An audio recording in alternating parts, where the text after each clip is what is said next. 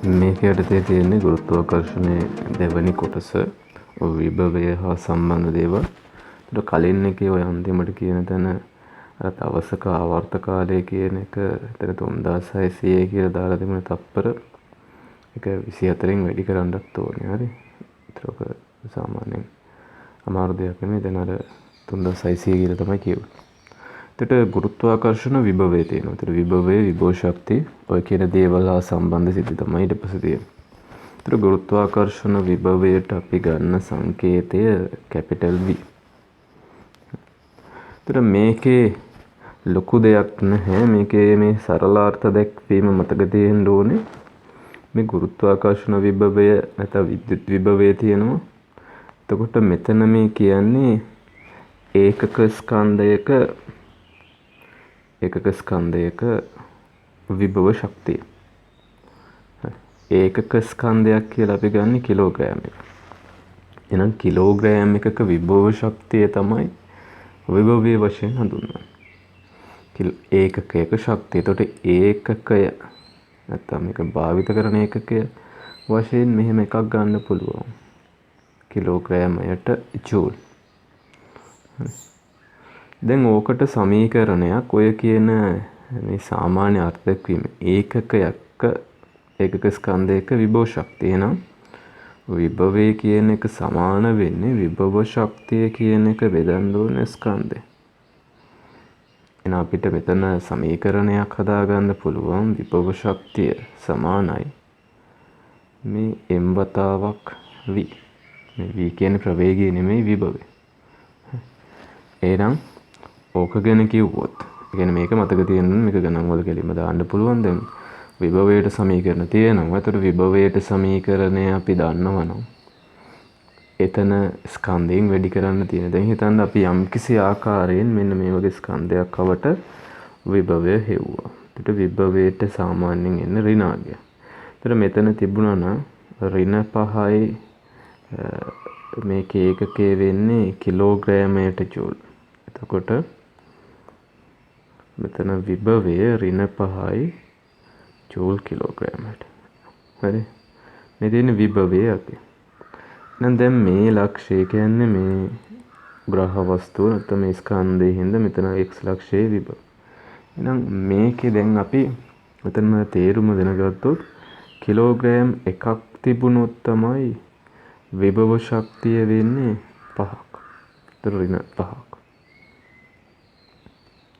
Kilogram දෙකක් තිබුණොත් විභව ශක්තිය කියන එක හොයන්න පුළුවන් ඍණ 10ක් වශයෙන්. ත්‍රේම් වලින් වැඩි කරා. මේක කිලෝග්‍රෑම් 200ක් වුණොත්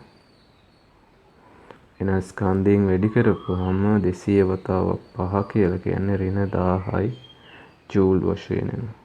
ඒ හින්දා අපිට යම්කිසි ලක්ෂයක විභවය හොයාගන්න පුළුවන් නම් විභව ශක්තිය වශයෙන් එන්නේ පැහැදිලිවම මේක මතක තියෙන්න ඕනේ PE විභව ශක්තිය m වතාවක් වේ. ඒක අමාරු එකක් නෙමෙයි. මේ කාරණාව විද්‍යුශේෂවලදීත් තියෙනවා.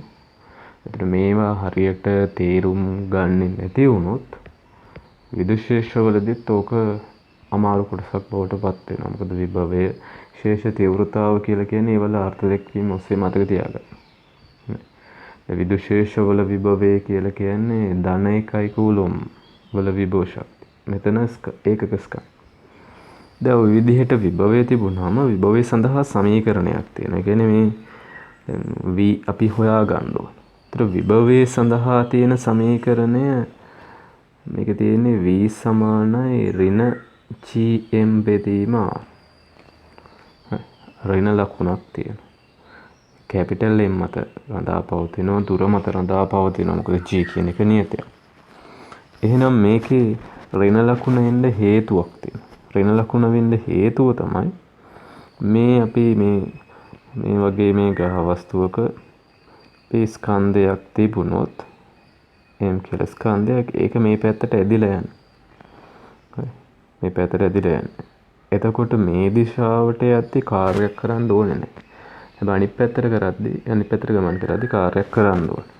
ඒතර විභවයේ සඳහා අර්ථ දැක්වීම තියෙන්නේ. ඒතර මේක මතක තියාගන්න වෙනවා. අර කලින් කිව්ව එක කොහොමදත් මතක තියෙන්නේ. මේක තියෙන්නේ අනන්තයේ සිට ඒකක ස්කන්ධය. ඒකක ස්කන්ධය වශයෙන් අපි ගන්නේ කිලෝග්‍රෑම්. යම් ලක්ෂයකට ගෙන ඒමේදී කරන කාර්ය. ගෙන ඒමේදී කරන කාර්ය වශයෙන් තමයි විභවය හඳුන්වන්නේ. ඒත් මේක ඔප්පු කරන්න නැහැ. කෙලින්ම දාන්න පුළුවන් සමීකරණයක් වශයෙන් තමයි v සමාන ඍණ gm බෙදීම. ඒතර ඍණ ලකුණ එන්නේ අර කලින් කිව්වා වගේ මේක ගේන්න කාර්යයක් කරන්න ඕනේ. ඔන්න අනිත් පැත්තට යද්දි තමයි කාර්ය කරන්න ඕනේ. මොකද එදිලා එනවා. ඒතර අනන්තයේ දක්වා විහිදිලා තියෙනවා. ඒතර r කියන එක අනන්තයක් වුණොත් විභව ශක්තිය නැත්නම් විභවයේ බිඳුවක් වෙනවා. එහෙම නැත්නම් අපි ගන්නවා මේ යම් කිසි ස්කන්ධයක් තිබුණොත් එයාට විභව ශක්තිය බිඳුව. දැන් මේ සමීකරණතර ඍණ ලකුණෙන් හේතුව දැනගෙන තියෙන්න ඕනේ. ඒ වගේම තමයි අපි යම් කිසි ස්කන්ධයක් සැලකුවොත් ඒ ස්කන්ධය නියත වුණාට පස්සේ r මත පමණයි රඳා පවතී. දැන් ඕකේ අපි මෙහෙම විභවය ලිව්වොත් එහෙම දැන් මේ වගේ දුරකදී දුර මත පමණයි නරඳා පවතින. මොකද මේ සලකන ස්කන්ධයේ හින්දා විභවය විතරයි තාම කියන්නේ මේ x ලක්ෂය. ඒතර එතෙන්ට අදාළ විභවයක් ආවා කියලා හිතන්න vx ඍණාගය. ඊට පස්සේ මේ වගේ තැනක් ගත්තොත් මෙතෙන්ට විභවයක් එනවා vy කියලා එකත් ඍණාගය. මේ වගේ තැනක් ගත්තොත් vz. එතකොට දැන් මේ විභවය කියන එක අදිශයක්. අදිශයක්. ශක්තියක් හින්දා අදිශයක් වශයෙන් තමයි විභවය. එතකොට දැන් මේක කිව්වා විභවය කියන එක රඳා පවතින්නේ මේ r මත පමණයි. එතකොට එකම දුරින් තියෙන තැන් දැන් මෙතන තියෙන දුර rx. ඒතර මේ පැත්තෙත් අපිට rx ලක්ෂයක් නැත්නම් x rx දුරින් ලක්ෂයක් හදන්න පුළුවන්. ඒතර මෙහෙම මේ වගේ තැනකත් ගන්න පුළුවන්. ශේෂ තීව්‍රතාවයේදී කිව්වා මේකේ විශාලත්ව සමාන වුණාට ශේෂ තීව්‍රතාව සමාන වෙන්නේ නැහැ. මොකද ඒක මේ දෛශිකයක් හින්දා. හැබැයි විභවයේ සලකද්දි මොකද වෙන්නේ? විභවයේ අදිශයක්. දැන් මේ දුරවල් වල විභව අගයන් සමානයි. ඒ වගේම තමයි අපි කියනවා මේක මේ පෘෂ්ඨය මේක ගෝලාකාර පෘෂ්ඨයක් වෙන්න පුළුවන්. තලී එකක් වෙන්න පුළුවන්. එතකොට මේකේ විභව සමානයි. ඒකේ අගය x වල විභවයට අදාළයි. හැබැයි නාද. ඒතර මේ වගේ වට අපි කියනවා සමවිභව පෘෂ්ඨ කියලා. සමවිභව පෘෂ්ඨ. හරි. සමවිභව පෘෂ්ඨයක් කියලා. එතකොට මේකේ මෙතන තිබුණත් මේක නිකන් හරියට අර ආරෝපණ වෙනතු මේ පරමාණු වල ශක්ති මට්ටමක් වගේ. මේ තියෙන යම්කිසි ශක්ති මට්ටමක්. එතකොට මේකේ මේ තෙන් අණුව මේකේ ලක්ෂ අතර වස්තුවක් චලනය වුණාට ඒ කියන්නේ ස්කන්ධයක් චලිත වුණාට විභව ශක්තිය වෙනස් වෙන්නේ නැහැ. මොකද සමවිභව පෘෂ්ඨයක විනියතයි වගේම තමයි විභව ශක්තිය කියන ඕනම ස්කන්ධයක් තිබුණොත් විභව ශක්තියත් නියතයි. එහෙනම් ඔය පෘෂ්ඨයේ දිගේ ගමන් කරන එක විතරක් නෙමෙයි අපි සැලකුවොත් මෙහෙම ගිහිල්ලා මේ වගේ තැනකට යන එක. එතනත් ශක්තිය වෙනසක් වෙන්නේ නැහැ. එනම් කරන කාර්ය බිඳුවයි. ඒතර පෘෂ්ඨයේ දිගේ ගියත් එකයි වෙන මාර්ගයකින් ගමන් කරන මාර්ගය මත රඳා පවතින්නේ නැහැ. මේක හරියට ගත්තොත් යාන්ත්‍ර විද්‍යාව පාඩමේදී පොළොවේ ඉඳලා යම් කිසි උසක් මීටර් 10ක් උසකට ගියා නම් ඒක ගමන් කරන මාර්ගය මත රඳා පවතින්නේ නැහැ. ඒතර අපි සලකන්නේ පොළොව මට්ටම එක ශක්ති මට්ටමක් මීටර් 10ක් උසින් තව ශක්ති මට්ටමක්. එතකොට ඒ ශක්ති මට්ටම් දෙක අතර ශක්ති වෙනස විතරයි මේ ලබා දෙන්න ඕන. ඒතර ගමන් කරන මාර්ගය මත රඳා පවතින්නේ නැහැ. ඒතර පොළොව මට්ටමේ යම් කිසි තැනකට උඩට ගිහිල්ලා පල්ලෙහාට ආවත් විභව ශක්තිය වෙනසක් වෙන්නේ නැහැ. ඒ වගේ තමයි මෙතන සමවිභව පෘෂ්ඨය. එතකොට Vy කියලා අපිට අහපව සමවිභව පෘෂ්ඨයක් අඳින්න පුළුවන්. Vz කියලා සමවිභව පෘෂ්ඨයක් අඳින්න පුළුවන්. එතන කරුණ තමයි මේ සමවිභව පෘෂ්ඨ. නැත්නම් මේ Vx Vy ගණෙද්දී මේකේ R වැඩි වෙනවා. R වැඩි වෙද්දී V කියන එක අඩු වෙන්න ඕන. හැබැයි මේකේ අගේ ඍණ අගය. ඒතර මේක දුර සමග වෙනස් වෙන ප්‍රස්ථාරයෙන්දොත් මේක වඩාත් පැහැදිලි වෙනවා. දැන් පෘථුවියවට මොකද අපිට අභ්‍යන්තරය අඳින්නේ නැහැ. මේ තියෙන්නේ දුර කියන එක දුර සමග විභවයේ වෙනස් වීම. දුර සමග විභවයේ වෙනස් වීම ප්‍රස්ථාරගත කරපුවා. මේ පෘෂ්ඨයේ විභවයක් තියෙනවා හැබැයි ඍණ. මේ පැත්තෙත් ඔය වගේම විභවයක් තියෙනවා. ඊට පස්සේ මේක ඈතට යද්දි මොකද වෙන්නේ? අනන්තයේදී බිඳුවක් එනවා. එතකොට මේකේ ප්‍රස්ථාරයෙන් මෙන්න මෙහෙම හැදෙනවා. හරි. මොකද V ප්‍රතිලෝම සමානුපාතය හැබැයි ඍණාගයක් හින්දා මේක අපි සැලකුවොත් එහෙම මෙහෙම ඈතට යන්න විභවයේ බිඳුව කරා තමයි ගමන් කරන්නේ. එතකොට මේකේ ඇතුලේ අඳින්න එන්නේ නැහැ. දැන් මේකේ සලකපුවහම මේ ගන්නවා ඍණාගය අඩු වෙනවා. දැන් මේ ඈතට යද්දී ඍණාගය අඩු වෙනවා. ඒ කියන්නේ මේ යම්කිසි ස්කන්ධයක් ග්‍රහ වස්තු පෘථුවියේ හින්දා වෙන්න පුළුවන්. මේ ඈතට යද්දී විභවය වැඩි වෙනවා.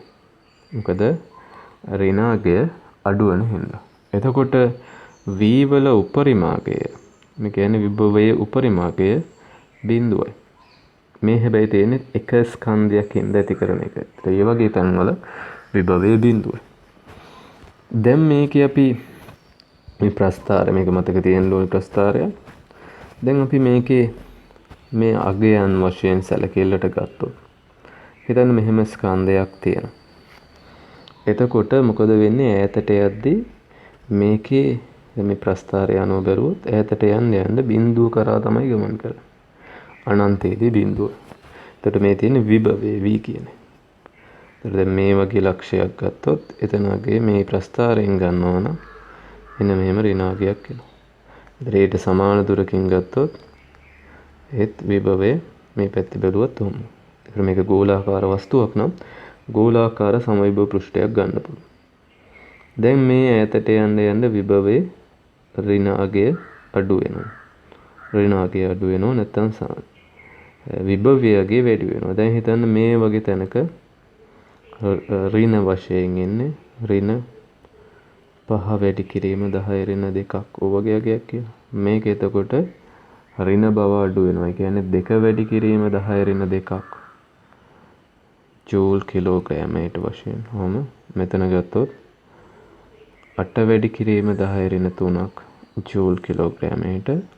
මේ තියෙන එක එක මේ ශක්ති මට්ටම මේ තියෙන අනිත් විභව ශක්ති මට්ටම. දැන් ඕකේ එහෙනම් විභවයේ ඔය ඇඳලා තියෙන්නේ අනන්තයේ සැලකුවොත් විභවයේ බිඳුව. දැන් අපි මෙහෙම මේ XYZ ලක්ෂ කියලා හිතන්න නැත්නම් මේ ශක්ති මට්ටම් විභව පෘෂ්ඨ තියෙනවා. දැන් අපි යම්කිසි වස්තුවක් මේ පැත්තට ගෙනාවොත් එතකොට එහෙම කෙලින්ම ගේන්නත් පුළුවන් මේ පැත්තට ගේන්නත් පුළුවන්. එතකොට මේ y ලක්ෂයට අදාළ විභවයක් තියෙනවා.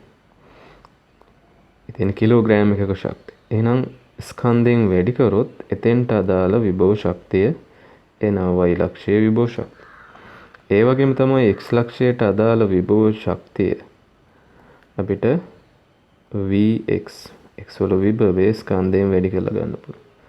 Z වල විභව ශක්තිය අපි ගත්තොත් Z වල විභවය m වලින් වැඩි කරන්න. ඒතර විභවය සඳහා තියෙන සමීකරණය ඍණ gm බෙදීම r කියන එක කලින් කිව්වා. දැන් අපි මේකේ හිතන්න y වල ඉඳන් x පැත්තට ගෙනියද්දී මොකද වෙන්නේ? විභව ශක්තිය මේ පැත්තට ගෙනියද්දී අඩු වෙනවා. මොකද ඍණාගය වැඩි වෙනවා. ශක්තිය අඩු වීමක් වෙනවා. ඒ වගේම තමයි x වල ඉඳන් y පැත්තට එහෙම නැත්නම් y වල ඉඳන් z පැත්තට යද්දී විභව ශක්තිය වැඩි වෙනවා. අපි දන්නවා පෘථිවි පෘෂ්ඨයෙන් ඈතට යද්දී විභව ශක්තිය වැඩි වෙනවා. ඒතර කාර්යයක් කරන්න ඕන. දැන් මේකේ අපි කිලෝග්‍රෑම් 3ක විතර ස්කන්ධයක් සැලකුවොත් මෙතන කිලෝග්‍රෑම් 3ක් තියෙනවා. එහෙනම් කිලෝග්‍රෑම් 3ට අදාළව x වලදී අපිට හොයන්න පුළුවන් විභව ශක්තිය. ඒක එනවා එහෙනම් x වලට අදාළ විභව ශක්තිය එහෙනම් විභවය ඍණ 5 වැඩි කිරීම 10 ඍණ 2යි. එක වැඩි කරා 3න් එහෙනම් එනවා ඍණ 15 වැඩි කිරීම 10 ඍණ 3යි ජූල්. ඒ කියන්නේ විභව ශක්තිය. ඊට පස්සේ y ලක්ෂයේ විභව ශක්තිය මේ කිලෝග්‍රෑම් 3. එතන විභවය ඍණ 2 වැඩි කිරීම 10 ඍණ 3. ඒක වැඩි කරා 3න් එතකොට ඍණ 6 වැඩි කිරීම 10 ඍණ 3යි ජූල්. එහෙනම් දැන් අපි x වල ඉඳන් y වලට ගියොත් විභව ශක්තිය වැඩි වෙනවා. එහෙනම් අපි දන්නවා කාර්යයක් කරන්න ඕනේ. විභව ශක්තිය වැඩි වෙන්න නම් කාර්යයක් නම් සිදු කළ යුතු කාර්යය. යුතු කාර්යය එන්නේ y වල විභව ශක්තියෙන් අඩු කරා x වල විභව ශක්තිය. ඒතර අපිට අනිවාර්යෙන් ධන උත්තරයක් එන්න ඕනේ. මේක ඍණ 6 වැඩි කිරීම 10 ඍණ 3යි. මේකෙන් අඩු කරා ඍණ 15 වැඩි කිරීම 10 ඍණ 3. එහෙනම් මේක මේ පැත්තට ගත්තාම ධන වශයෙන් එන්නේ 15 වැඩි කිරීම 10 ඍණ 3න් අඩු කරා 6 වැඩි කිරීම 10 ඍණ 3. කියන්නේ 9 වැඩි කිරීම 10 ඍණ 3ක් වශයෙන් එනවා චෝ. ඔය තියෙන්නේ මේ x වල ඉඳන් y වලට x වල ඉඳන් z වලට ගියත් ඔහොම තමයි. ධන උත්තරයක් එන්නේ. කාර්යයක් කරන්න ඕන. ඊට පස්සේ අපි අනිත් පැත්තට ගියොත් දැන් z වල ඉඳලා y වලට ආවා කියලා හිතන්න. z වල ඉඳන් y වලට ආවා නම් අපි මේ අඩු කරන්නේ y වල එකෙන් අඩු කරන්න ඕනේ z. ඒතර තේරෙනවා ඍණාගයක් ඉන්නේ ඍණ කාර්යයක්. හරි. එහෙම නැත්නම් ඇදිලා එනවා. එතකොට අතන ඍණ 2 වතාවක්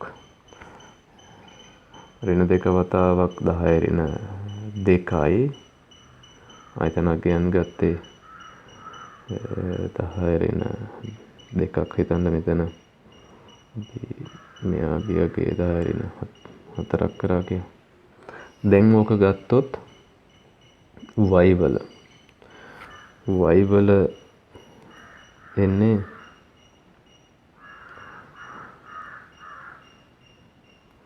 ඍණ 2 වැඩි කිරීම 10 ඍණ 3යි.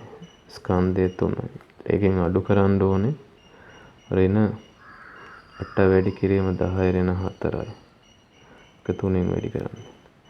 මෙතනින් එනවා ඍණ 6 වැඩි කිරීම 10 ඍණ 3. එතනින් එනවා ධන 24 වැඩි කිරීම 10 ඍණ 4. ඒතර විභවයේ ස්කන්ධයෙන් වැඩි කරලා තියෙනවා. මෙතන අපිට ලියන්න පුළුවන් ඍණ 60 වැඩි කිරීම 10 ඍණ 4 24 වතාවක් 10 ඍණ 4. ඒ කියන්නේ එනවා 60න් 24ක් කියලා කියන්නේ 36. ඍණ 36 වතාවක් 10 ඍණ 4යි ජූල් වශයෙන් එන්නේ. ඔය ඉන්නේ විභවය නැත්නම් විභව ශක්තිය. එතකොට තේරෙනවා මේ කාර්යයක් කරන්න ඕනේ වෙන්නේ නැහැ මේ වස්තුව දෙසට. ඒකයි ওই විභවයේ ඍණාගයක් කියන්නේ. අනිත් පැත්තට යද්දී තමයි ධනාගයක් කියන්නේ. එතකොට ඒ වගේම තමයි මේ තියෙන්නේ මේ ශක්ති මට්ටම් නැත්නම් විභව සමවිභව පෘෂ්ඨ. එතකොට ඒවා එකම සමවිභව පෘෂ්ඨයේ වෙන තැන් වලට ගියොත් කාර්යයක් කරන්න අවශ්‍ය වෙන්නේ නැහැ. දැන් ඒ වගේම තමයි හිතන්න මෙන්න මෙතන ඉඳලා මේ වගේ තැනකට ගියා කියලා. එතකොට අපි හොයන්න ඕනේ මේ තියෙන x වලට අදාළ විභවයක් තියෙනවා විභව ශක්තිය. මෙතන තියෙනවා z වලට අදාළ. ඒතර මේ දෙකේ විභව ශක්තිය වෙනස ගත්තනම් කාර්යය හොයාගන්න පුළුවන්. හරිද?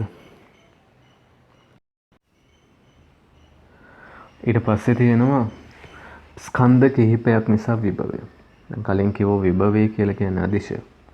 දැන් මෙයා කැපිටල් M එක මෙයා M2 කියලා ගත්තොත් අදිශයක් හින්දා අපිට නිකම්ම ලියලා එකතු කරන්න පුළුවන්. දෙක තුනක් තිබුණොත්. දැන් මේ වගේ ලක්ෂයක් ගත්තොත් මේ M1 හින්දා ඇති කරන විභවයක් තියෙනවා ඒක ඍණාගයක් වෙනවා. M2 හින්දා විභවයක් වෙනවා ඍණාගයක් වෙනවා. එහෙනම් නිකම්ම එකතු කරන්න තියෙනවා. එතනින් අපිට ගන්න පුළුවන් මේක x ලක්ෂය නම් x වල විභවය. ඒ වගේම තමයි මේ වගේ ලක්ෂයක් නැත්නම් මේ M1ට වම් පැත්තේ ලක්ෂයක් ගත්තොත් M1 හින්දා ඇති කරනවා විභවයක් V1 ඩෑෂ් කියලා ගන්න පුළුවන්. M2 හින්දා ඇති කරන විභවයක් V2 ඩෑෂ්. ඒවා ඍණාගයන් එන්නේ. එහෙනම් මෙතන අපි y ලක්ෂය කියලා ගත්තොත් එහෙනම් මේක නිකම්ම එකතු කරන්න තියෙනවා. ත්‍රේන උත්තරෙත් ඍණාගය. ත්‍රේ විභවයේ සමීකරණේ විභවය හොයන්න. එතකොට මේ v සමානයි ඍණ GM බෙදීම R කියන සමීකරණය. ඍණාගයක්. ඒ වගේම තමයි මේ M2ට දකුණු පැත්තෙන් ලක්ෂයක් ගත්තොත් මේක Z වශයෙන් ගන්න පුළුවන්. මේකෙත් ඔය විදිහටම M1කින් විභවයක් ඇති කරනවා. ඒක අපේ V1 නෝට්.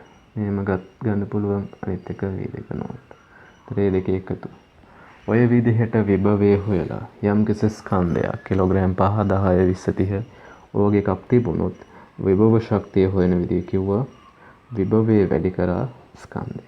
එතකොට අපිට ඕනෑම තැනක හොයන්න පුළුවන්. දැන් තනි ස්කන්ධයක් නම් සමවිභව පෘෂ්ඨ තිබුණා. දැන් මේ වගේ වල සමවිභව පෘෂ්ඨ හොයන්න අමාරුයි. දැන් ඊට පස්සේ සැලකුවොත් දැන් ඔය කිව්වේ එකම රේඛාවේ මේ ස්කන්ධ කීපයක් නිසා විභවය තව ස්කන්ධයක් තිබුණොත් එයාගෙනුත් විභවයක් ඇති කරනවා. එතකොට විභවය සලකපුවාම එක එක විභවවල බීජ එකතුව තමයි ගන්න. ඍණාගයක්. දැන් අපි ගත්තොත් මෙහෙම ස්කන්ධ දෙකක් තියෙනවා.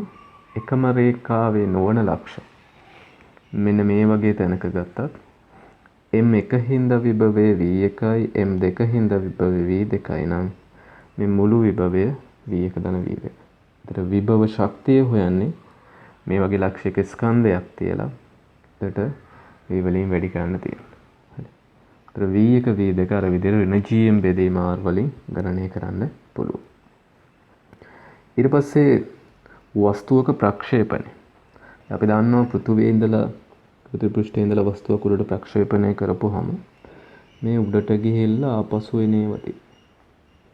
එතකොට දැන් මේ වගේ එකක අපි ශක්තිය ලියුවොත් එහෙම දැන් මෙතනට අදාළ ප්‍රක්ෂේපණය කරද්දි මෙතනට අදාළ ප්‍රවේගයක් අපි ඒක සිම්පල් V වලින් ගන්න. සිම්පල් V එක. එතන දැන් මේ තියෙන පෘථිවි පෘෂ්ඨය R දුරට. එතන මෙතෙන්ට විභවයකුත් තියෙනවා. ඒක කැපිටල් V එක. එහෙනම් මේ වගේ තැනක මුළු ශක්තිය අපිට ලියන්න පුළුවන්. මුළු ශක්තිය චාලක ශක්තිය ධන විභව ශක්තිය. එතකොට චාලක ශක්තිය එනවා එතන තියලා තියෙන ස්කන්ධය M සිම්පල් M නම් මෙයා කැපිටල් M. සිම්පල් V වල වර්ගය. විභව ශක්තිය එන්නේ M කියන එක වැඩි කරන්න ඕනේ විභවය.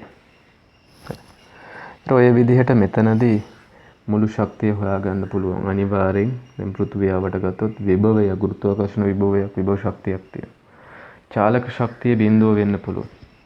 ඒතර මෙයා යන උපරිම උස හොයන්න කියලා කිව්වොත් අපිට චලිත සමීකරණ දාන්න බෑ.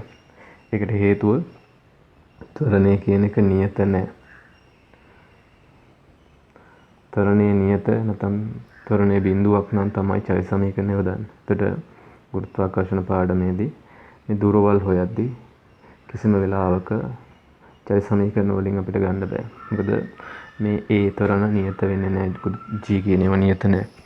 එහෙනම් දැන් මේකේ මේ උස හොයන්න කිව්වොත් අපිට උපරිම උස නම් අපිට කියන්න පුළුවන් මෙතනදී සිම්පල් V ප්‍රවේගයේ බිඳුව. හැබැයි විභව ශක්තියක් විභවයක් තියෙනවා. එහෙනම් මේකේ මේ දෙවනි ලක්ෂයට අදාළ මුළු ශක්තිය පළවෙනි ලක්ෂයට අදාළ මුළු ශක්තියට සමාන කරන්න පුළුවන්. ශක්ති හානියක් නැහැ කියලා. එහෙනම් පළවෙනි ස්ථානයට අදාළ ශක්තිය වෙන්නේ චාලක ශක්තිය භාගයයි M V1 වර්ගය. එතන තියෙනවා විභව ශක්තියෙන් වතාවක් V1. ඊට පස්සේ දෙවන ස්ථානයේදී චාලක ශක්තිය බිඳුව. විභවයේ M වතාවක් V2. ඊටසේ V1 සහ V2ට හරියට ආදේශ කරන්න ඕන. විභවය හොයන විදිය කිව්වා මේ තියෙන සිම්පල් V1 වර්ගය. දැන් විභවය ලිව්වොත් මෙතන එනවා ඍණ GM බෙදීම. මෙතන කැපිටල් R.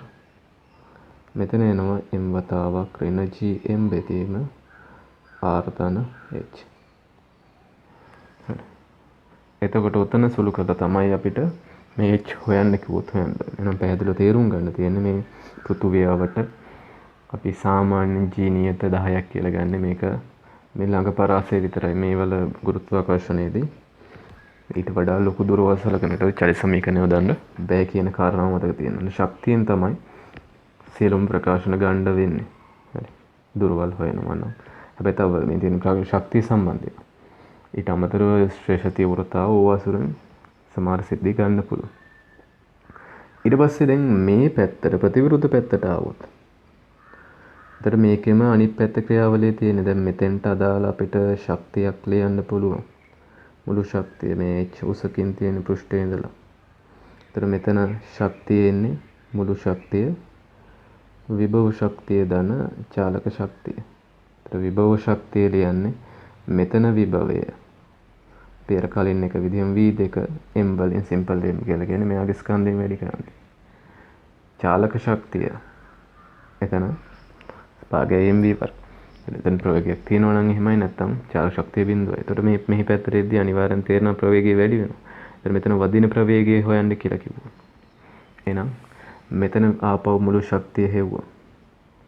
එතන චාලක ශක්තිය විභව ශක්තිය දෙකම තියෙනවා. අන්නේ ප්‍රකාශන මුළු ශක්ති සමාන කරලා අපිට අදාළ නොදන්න රාශිය හොයන්න පුළුවන්. ඊට පස්සේ තියෙනවා මේ ගහ වස්තු දෙකක් අතර වස්තුවක් චලිත කරද්දී අවම ශක්තිය අවස්ථාවක්. දැන් මේ තියෙන පෘථුවිය. පෘථුවියේ ඉඳලා හඳ නැත්නම් චන්ද්‍රය මතට වස්තුවක් ප්‍රක්ෂේපණය කරන්න. අවම අවස්ථාව කියලා කියන්නේ අපි මේක දෙන්න ඕනේ ශක්තිය අවමගේ.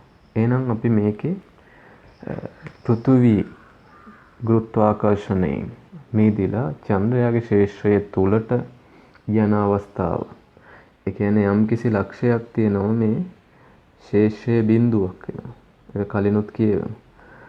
පෘථුවියේ හින්දා මේ පැත්තට G1 ඇති වෙනවා. චන්ද්‍රයා හින්දා මේ පැත්තට G2 මේ දෙන යාකන රේඛා. ඒතර මේ G1 සමානයි G2 ඇසුරෙන් අපිට මේ දුර හොයා ගන්න පුළුවන්. මේ තියෙන පෘථුවියයි. ඔය විදිහට මේ ලක්ෂය හිතන්න පෘථිවි පෘෂ්ඨයේ ඉඳලා h දුරකින් තියෙන්නේ කියලා. ඔන්න ඔතෙන්ට යන්න නැත්නම් ඔතනදී ප්‍රවේගයේ බිඳුවක් වෙන්න දුන්නා නම් ඇති. එහෙනම් පළවෙනි ලක්ෂය දැන් පෘථිවි පෘෂ්ඨයේ ඉඳලා ප්‍රක්ෂේපණය කරනවා නම් පළවෙනි ස්ථානය මෙතන. දෙවන ස්ථානය මෙතන. ඒතර දෙවන ස්ථානයේදී අපිට කියන්න පුළුවන් චාලක ශක්තිය නම් බිඳුවක් වෙනවා. හැබැයි ශේෂ තීව්‍රතාව බිඳුවක් වුණා කියලා කියන්නේ විභවයේ බිඳුවක් වෙන්නේ නැහැ. මොකද ශේෂ තීව්‍රතාව දෛශිකය දෙපැත්තට තියෙන හින්දායි බිඳුවක් වුනේ. විභවයේ විභව ශක්තිය ගයක් තියෙනවා. ඒතර මුළු ශක්තිය දෙවන ස්ථානයේදී අනිවාර්යෙන් මේ චාලක ශක්තිය දන විභව ශක්තිය කියන ප්‍රකාශනය ඇසුරෙන් ලියන්න තියෙන්නේ. එතකොට අවම ප්‍රවේග අවස්ථාවේදී මේකේ චාලක ශක්තිය බිඳුවයි මේ උදාසීන ලක්ෂය. ඒතර මෙතනදී ගත්තොත් පෘථිවි පෘෂ්ඨයේදී එහෙනම් චාලක ශක්තියකුත් තියෙනවා විභව ශක්තියකුත් තියෙනවා. ඒතර මේ දෙක ආදේශ කරලා සමාන කරන්න තියෙනවා. එකකින් අපිට අවශ්‍ය නොදන්න රාශිය හොයාගන්න පුළුවන්. ඒ වගේම තමයි චන්ද්‍රයාගේ නම් වස්තුවක් එවනවා නම් එහෙනම් ඒක අවම අවස්ථාවට විතරයි මේ අවම අවස්ථාවේදී මේ උදාසීන ලක්ෂයේදී බිඳුවක් වෙන විදිහට තමයි අපි සලකන්න ඕනේ. ඒතර උදාසීන ලක්ෂය නැත්නම් ඒ දුර හොයන්නේ තීවලගයේ සංප්‍රයුක්තයේ බිඳුවක් කරලා. ඊට පස්සේ තියෙනවා ස්කන්ධ පද්ධතියක විභව ශක්තිය. ස්කන්ධ පද්ධතියක් වශයෙන් දුන්නු සමහර ගණන් වල අහනවා මේ විභව ශක්තිය කීයද කියලා. ඒතර අපි ඉස්සෙල්ලාම දැන් මේ වගේ එකක එක එක ඒවල විභව ශක්තිය. නැත්නම් ඒලා ගෙනෙද්දි කරන මේ විභව ශක්තිය කියලා කියන්නේ ඒ කට්ටිය ගෙනෙද්දි කරන කාර්ය. ඒතර ඒ කාර්යයන් වල එකතු ගන්නවා. දැන් පළවෙනිට M එක ගේන. M එක කියන ස්කන්ධය ගෙනෙද්දි දැන් මේකේ ශේෂ්ත්‍රයක් නැහැ. එතකොට එයා ගෙනෙද්දි කාර්යයක් සිද්ධ වෙන්නේ නැහැ. W එක බිඳුවයි. එහෙනම් එයා හින්දා විතරක් විභව ශක්තිය ගත්තොත් බිඳුවයි. ඔය තියෙන M එකදී. දැන් හිතන්න M2 කියලා ස්කන්ධයක් ගේනවා. මෙයාගේ ඉඳලා යම් කිසි දුරකින් හිතන කේන්ද්‍රයේ ඉඳලා R1 දුරක් තියෙන. මේ ලක්ෂයට ගෙන ආපුවම අපි දන්නවා දැන් අනන්තයේ ඉඳලා ගෙනෙද්දි M2 ගෙනෙද්දි කාර්යයක් කරන්න ඕන. එහෙනම් මෙතෙන්ට දැන් ගෙනාවා M2. ඔන්න දැන් අපි කාර්යයක් කරන්න ඕනේ W2. එන එක විභව ශක්තිය විදිහට ගබඩා වෙනවා. එහෙනම් මෙතෙන්ට අදාළ විභවයක් තියෙනවා. ඒ විභවය ඇති කරන්නේ M එකේ. එතකොට M2කින් වැඩි කරපුවාම විභව ශක්තිය ගන්න පුළුවන්. ඊට මෙතන විභවය අපි ලිව්වොත් එන්නේ ඍණ GM එක බෙදීම R1 තියෙන විභවය. M දෙකෙන් වැඩි කරපුවාම අපිට අවශ්‍ය මේ කාර්ය. දැන් එහෙනම් දැන් පද්ධතියේ වුණු කාර්ය වෙන්නේ W1 ධන W2. ඒක තමයි විභව ශක්තිය. එහෙනම් ස්කන්ධ දෙකක පද්ධතියක විභව ශක්තිය කියලා කිව්වොත් මේ විදිහට පළවෙනි කෙනාගෙන්දී ශක්තියක් අවශ්‍ය වෙන්නේ නැහැ. දෙවෙනි කෙනාගෙනදී කාර්යයක් කරන්න ඕනේ නම් ඒක මේ විභව ශක්තිය න පද්ධතියේ ශක්තිය විදිහට ගබඩා. දැන් හිතන්න තව ස්කන්ධයක් අපි M3 කියලා කෙනෙක් ගේන. M3 කියලා කෙනෙක් ගෙනාවොත් අනිවාර්යෙන් කාර්යයක් කරන්න ඕනේ. ඒතකොට පද්ධතියේ ශක්තිය වැඩි වෙනවා. එහෙනම් W3 කියන එක ලිව්වොත් මෙතන විභවයක් තියෙනවා V3. මේ M3න් වැඩි කරන්න. මෙතන විභවය ලියද්දී දෙකක් ඇති කරනවා. ඒ කියන්නේ M1කින් ඇති කරන විභවය ඍණ GM මෙතන R2 කියලා ගත්තොත් මේ තියෙන්නේ V මොකක්ද M1කින් ඇති කරන ධන M2කින් ඇති කරන විභවය ඍණ GM 2 බෙදීම R3 ඔය තියෙන්නේ මේ ලක්ෂයේ මුළු විභවය සාමාන්‍ය විදියට එකතු කරා. ඊට පස්සේ වැඩි කරා ගේන ස්කන්ධය. එහෙනම් මේක තමයි මේ තුන්වෙනි ස්කන්ධය ගෙනෙද්දි කරන කාර්ය. එහෙනම් ඔය කාර්ය වුණාම මුළු මේ පද්ධතිය තුන් දෙනාටම කරන කාර්ය W සමාන වෙන්නේ W1 ධන W2 ධන W3. එතකොට මේ කරපු කාර්යයන් පද්ධතියේ විභව ශක්තිය විදිහට ගබඩා වෙනවා. තව ස්කන්ධයක් ගෙනාවොත් හිතන්න තව මොකක් හරි අපි ස්කන්ධයක් ගේනවා මෙන්න මේ වගේ ලක්ෂයකට. එතකොට මෙතන විභවයක් තියෙනවා. මේ ගේන ස්කන්ධේ සිම්පල් M කියලා හිතන්න. එතකොට මෙයා ගෙනෙද්දි කරන කාර්ය එන්නේ මේ V4 වතාවක් M වලින් විභව ශක්තිය. එතකොට ඒකට M2නුත් විභවයක් ඇති කරනවා M1නුත් විභවයක් ඇති කරනවා M3නුත් විභවයක්. V4 කියලා කියන්නේ තුන එකතු. ඒත් ගේන ස්කන්ධයෙන් වැඩි කරන්න. එතකොට එයා ගෙනෙද්දි කරන කාර්යය. ඒතර ඒ කාර්යයත් W4 විදිහට එකතු කරොත් තමයි ඒ පද්ධතිය හතරක් තියෙන පද්ධතියේ මේ විභව ශක්තිය. හරි. ඒතර පද්ධතියක විභව ශක්තිය හොයන්න කිව්වොත් ඔය විදිහ. ඊට පස්සේ තියෙනවා මේ චන්ද්‍රිකාවක මුළු ශක්තිය. ඒ චන්ද්‍රිකාවක මුළු ශක්තිය කියලා කියන්නේ චන්ද්‍රිකාවක් අපි දන්නවා කක්ෂයක්. එතකොට මේ කේන්ද්‍රේ නම් තියෙන දුර. එතකොට මෙහෙම අපිට ආර්ධනයි නැත්නම් සිම්පල් R වශයෙන් ගන්න පුළුවන්. චන්ද්‍රිකාවකට වේගයක් තියෙනවා. ওই වේගය සඳහා ප්‍රකාශනයක් GM බෙදීම R වල වර්ගමූලය M කියලා ගන්න පෘථිවි ස්කන්ධය. ওই චන්ද්‍රිකාවේ ස්කන්ධය බලපාන්නේ. දැන් එහෙනම් චන්ද්‍රිකාවක මුළු ශක්තිය බලපු ගමන් කියන්න පුළුවන් විභව ශක්තිය සහ චාලක ශක්තිය එකතු. විභව ශක්තිය ලියන විදිය කිව්වා චාලක ශක්තිය නම් සාමාන්‍ය විදියට විතර විභව ශක්තිය නේ උතන විභවයක් තියෙනවා V. මේ චන්ද්‍රිකාවේ ස්කන්ධයෙන් වැඩි කරන්න ඕන. ඒතර චන්ද්‍රිකාවක අපි දන්නවා වේගයට ස්කන්ධය බලපාන්නේ නැහැ චන්ද්‍රිකාවේ ස්කන්ධය. ඒකට බලන්නේ කක්ෂයේ කොතන තියෙන්නේ කියන එක. හැබැයි විභව ශක්ති සලකද්දී එක එකනාගේ විභව ශක්තිය වෙනස්. මොකද ස්කන්ධේ ඒවට බලපාන. මුළු ශක්තියටත් ඒව බලපාන. එහෙනම් විභවය ලියන්නේ ඍණ GM බෙදීම. ඒතර ඔය විදිහට විභව ශක්තිය ධන චාලක ශක්තියෙන් මුළු ශක්තිය ගන්න පුළුවන්. ඔය කිව්ව චන්ද්‍රිකාව. ඊට පස්සේ චන්ද්‍රිකාවක් ගෙන යෑමේදී කරන කාර්ය. ඒ කියන්නේ පෘථිවි පෘෂ්ඨයේ ඉඳලා චන්ද්‍රිකාවක් ගෙන යන්න ඕන. එතකොට මෙතන ඉඳලා ගෙනියනවා නම් මෙතනදී හිතන්න නිශ්චලව තිබුණේ කියලා එන අපිට PE එක හොයන්න පුළුවන්. මෙතන විභව ශක්තිය නැත්නම් මුළු ශක්තිය විදිහට විභව ශක්තියක් විතරයි තියෙන්නේ. එහෙනම් ඒක එනවා මෙතන විභවය මේ චන්ද්‍රිකාවේ ස්කන්ධයෙන් වැඩි කර. ඍණ GM බෙදීම R වැඩි කරා චන්ද්‍රිකාවේ ස්කන්ධ. ඒතර එනවා මෙතන තියෙන මුළු ශක්තිය. ඊට පස්සේ මෙතනට ගෙනියන්න විතරයි නම් මෙතනදී ආපහු තියෙන විභව ශක්තියක් විතරයි. අපි කක්ෂගත කරොත් තමයි එයාට චාලක ශක්තියක් එන්නේ. එහෙනම් මෙතන විභවයේ ඍණ GM බෙදීම සිම්පල් R කියලා ගන්න පුළුවන් නැත්නම් R ධනයි. මේක වැඩි කරන්න ඕනේ චන්ද්‍රිකාවේ ස්කන්ධය. ඔන්න එහෙනම් අපිට එනවා අවස්ථා දෙකේදී ශක්ති අගයන්. ඔය දෙකේ වෙනස තමයි කළ යුතු කාර්යය කියන්නේ දෙවැනි එකෙන් අඩු කරන්න ඕනේ පළවෙනි එක. ඒකට අවශ්‍ය කාර්ය ලැබෙනවා. ඊට පස්සේ මේක කක්ෂගත කරන්න ඕනේ කියලා කිව්වොත් දැන් මෙතනදී අපිට එනවා W වගේක් කර යුතු කාර්යය කක්ෂගත කරන්න නම් අපි ඒ අදාළ චාලක ශක්තිය දෙන්න ඕනේ. ඒතර ඔය දෙකේම එකතුව තමයි කක්ෂගත කිරීමට අවශ්‍ය ශක්තිය ගෙනිහිල්ල කක්ෂගත කිරීමට අවශ්‍ය ශක්තිය වශයෙන් හඳුන්වන්නේ. ඒතර චන්ද්‍රිකාවක මුළු ශක්තියට ප්‍රකාශනයක් වශයෙන් ලිව්වොත් විභව ශක්තිය ධන චාලක ශක්තිය විභව ශක්තිය එන්නේ ඍණ gm බෙදීම r මේ තියෙන්නේ විභවය ස්කන්ධයෙන් වැඩි කරා චාලක ශක්තිය එනවා භාගයක් mv වල වර්ගය. ඒතර චන්ද්‍රිකාවක ප්‍රවේගය සඳහා සමීකරණයක් තියෙනවා. ඒතර ඒක ආදේශ කරොත් භාගයයි m මෙතන gm බෙදීම r වල වර්ගමූලය තමයි v. ඒතර වර්ග කරපුවහම වර්ගමූලය අයින් වෙලා ගිහලා මේක සුළු කරන්න තියෙන. එතකොට මෙතනින් එනවා ඍණ gm m බෙදීම 2ක් ආකාරය. මේ වගේ ප්‍රකාශනයක් ගන්න පුළුවන් චන්ද්‍රිකාවක මුළු ශක්තිය සඳහා. දෙතෙන්නේ සංකේත වලින්.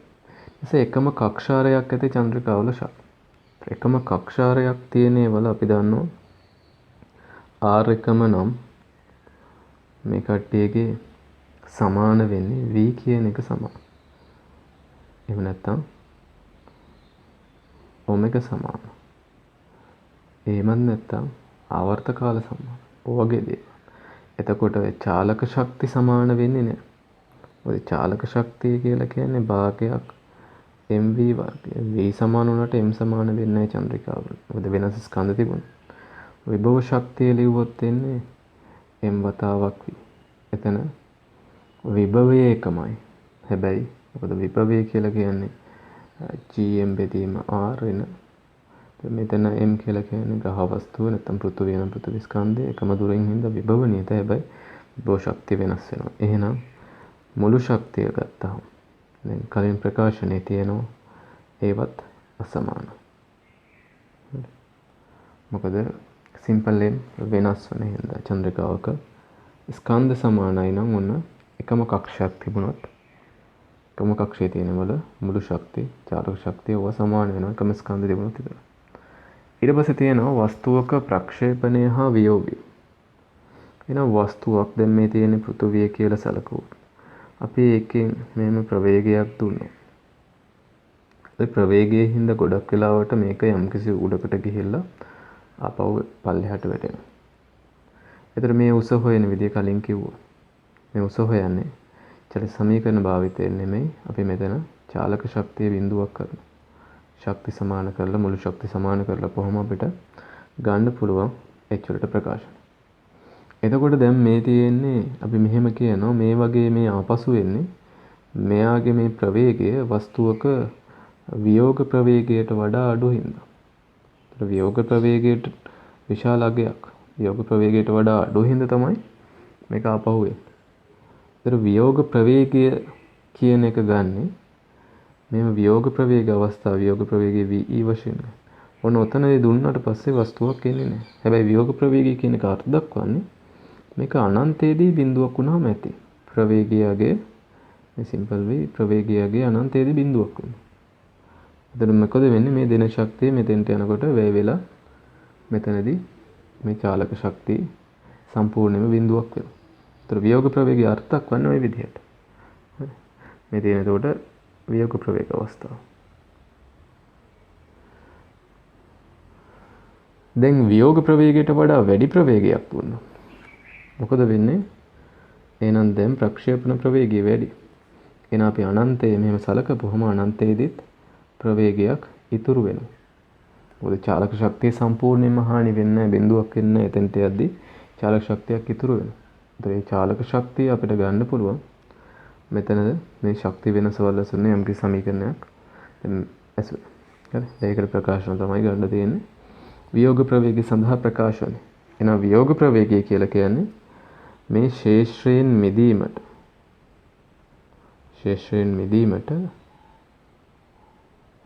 ලබා දිය යුතු අවම ප්‍රවේගය. අවම අගය තමයි ගන්න. ඒ අවම කියලා කියන්නේ අනන්තයේදී v වල අගය බිඳුව. එහෙනම් මෙතන මුළු ශක්තිය චාලක ශක්තිය ධන විභව ශක්තිය. ඒකට ප්‍රකාශනයක් ලියන්න පුළුවන්. අනන්තයේදී ගත්තොත් අපි දන්නවා විභව ශක්තිය බිඳුවයි. දැන් මෙතන චාලක ශක්තියත් බිඳුවයි. මොකද අනන්තයේදී නතර වෙන දෙන්නේ. එහෙනම් මේ දෙක සමාන කරපුවාම TE1යි TE2යි. එහෙනම් අපිට එනවා මේ පළවෙනි තැන විභව ශක්තිය ධන චාලක ශක්තිය කියන එක බිඳුවක් වෙනවා. ප්‍රකාශන දෙක සමාන කරපුවා. චාලක ශක්තියේ ඉන්නේ දැන් මේ ස්කන්ධයට දාන යාගේ E වල වර්ගය. විභව ශක්තියේ එතන විභවය ඍණ GM බෙදීම R. මෙතන ඉඳලා R දුරකින්. එයාගේ ස්කන්ධයේ සිම්පල්. එහෙනම් මේක සමානයි බිඳුවට. මේ ඍණ GM බෙදීම R වතාවක් සිම්පල් එකම අනිත් පැත්තට ගියා. මේම් කැපිලා යනවා. එහෙනම් VE වලට සමීකරණයක් එනවා 2 GM බෙදීම R කි. හැබැයි මේ ඉන්නේ වර්ගයක්. V වේග ප්‍රවේගය සඳහා එන්නේ මෙන්න මෙහෙම එකක්. එතකොට දැන් මේ R කියලා ගත්තේ පෘථිවි පෘෂ්ඨයේ සලකපුවා. වෙන යම් ලක්ෂයක ඒ කියන්නේ පෘථිවි පෘෂ්ඨයෙන් ඉහළ ලක්ෂයක වියෝග ප්‍රවේගය කියලා ගත්තාම 2 GM බෙදීම සිම්පල් R වශයෙන් ගන්න වෙනවා. එතකොට යදාල් ලක්ෂයට කේන්ද්‍රය ඉඳන් තියෙන දුර. දැන් මේ GM කියන එක අපි දන්නවා GM කියන එක ලියන්න පුළුවන් පෘථිවි පෘෂ්ඨයේ ආසන්නයේදී මේක GR වර්ගයේ විදිහට ගන්න පුළුවන්. රෝක ආදේශ කළා මෙන්න මේ සමීකරණය සඳහා තව එකක් ගන්න පුළුවන්. එතකොට එන්නේ මේ වියෝග ප්‍රවේගය සමානයි 2 GR වල වර්ගමූලය කියලා. ඒක මේ අවස්ථාවට ආදේශ කරොත් මේ කියන අවස්ථාවේදී මෙම් සමීකරණයක් එන්නේ නැහැ. පෘථිවි පෘෂ්ඨයේදී ප්‍රක්ෂේපණය කරොත් වියෝග ප්‍රවේගය සඳහා මේ සමීකරණ දෙක මතක තියාගන්න ඕනේ. ඊට පස්සේ යම් කිසි වස්තුවක මේ ප්‍රවේගය වියෝග ප්‍රවේගයට වඩා වැඩි වුණොත් එහෙනම් අපිට කියන්න පුළුවන් මෙතන මුළු ශක්තිය ලියද්දී චාලක ශක්තිය දන විභව ශක්තිය. ඒතර චාලක ශක්තියක් එනවා. ඒතර අපිට එතන ප්‍රවේගය අපි දන්නේ භාගයක් mv2 වර්ගය කියලා ගත්තා. විභව ශක්තිය බිඳුවයි. මෙතනදී ලිව්වොත් මුළු ශක්තිය එන්නේ චාලක ශක්තිය ධන විභව ශක්තිය. චාලක ශක්තිය එනවා භාගයක් mv වර්ගය. විභව ශක්තිය ඍණ GM බෙදීම පෘෂ්ඨය නම් එක කැපිටල් R වශයෙන් ගන්න පෘෂ්ඨයේ තියෙන දුර තවක්. ඒතර මේ දෙක සමාන කරලා අපිට නොදන්න V2 නැත්තම් මේ අනන්තයේදී තියෙන ප්‍රවේගය හොයාගන්න පුළුවන්. මුළු ශක්ති සමාන. ඊට පස්සේ මේ වියෝග ප්‍රවේගයත් එක්ක තීරණය වෙන එක කරුණක් තමයි මේ වායු ගෝලයක් පැවතෙන. එතකොට යම්කිසි වායු අණුවක ප්‍රවේගය වියෝග ප්‍රවේගයට වඩා අඩුයි නම් මොකද වෙන්නේ? වායුව අපි දන්නවනේ මේ ගමන් කරනවා. එතකොට ඒ අදාළ ග්‍රහ වස්තුවෙන් ඉවතට යන්න බෑ. හැබැයි වියෝග ප්‍රවේගය අඩු වගේක් මොකද වෙන්නේ? ඒ ග්‍රහ වස්තුවෙන් ඉවතට යනවා. ඒ කියන්නේ අපි ගිහින් දැම්මත් වායුව පවතින විදියක් නැහැ. තියෙන ප්‍රවේගයේ චලනය වෙන ප්‍රවේගයෙන් හින්දා මෙයලා ඉවතට ගමන් කරනවා. එතකොට වායු ගෝලයක් පැවතීම කියන කාරණාවට වියෝග ප්‍රවේගය බලපාන. වියෝග ප්‍රවේගය අදාළ ග්‍රහ වස්තුවේ නැත්නම් වායු අණු වල ප්‍රවේග ග්‍රහ වස්තුවට අදාළ වියෝග ප්‍රවේගයට වඩා අඩු වෙනවා. ඒ වගේම තමයි බර රහිත භාවය ගැන කියන්නේ. බර රහිත භාවය එනම චන්ද්‍රිකාවක් තුල. ඒ චන්ද්‍රිකාවක් තුලදී බර රහිත භාවය එන්නේ අපි දන්නවා ඒ චන්ද්‍රිකාව තුල යෙදෙන වස්තුව වෘත්ත චලිතයක් සිදු කරන්නේ. ඒ ඇතුලේ ඉන්න කෙනාගේ සංප්‍රයුක්ත බලය බිඳුවක් වශයෙන් තේරෙනවා. ඒ සංප්‍රයුක්ත බලය බිඳුවක් වීම තමයි බර රහිත භාවයට හේතු වෙන්නේ. ඒතර ගුරුත්වාකර්ෂණ ශේෂ්ත්‍රය ශුන්‍ය වෙනීම නෙමේ. ගුරුත්වාකර්ෂණ ශේෂ්ත්‍රය අපි සලකන්නේ අනන්තය දක්වා විදලා තියෙනවා. එහෙනම් බර රහිත භාවයට එකම හේතුව වෙන්නේ මේ සංප්‍රයුක්ත බලය බිඳුවක් වීම. ඕවත් එක්ක තමයි ගැටලු ටික තියෙන්නේ. ඒතර ඔය කාරණා ටික තමයි මේ ගුරුත්ව ශේෂ්ත්‍රවල තියරි වශයෙන් තියෙන්නේ.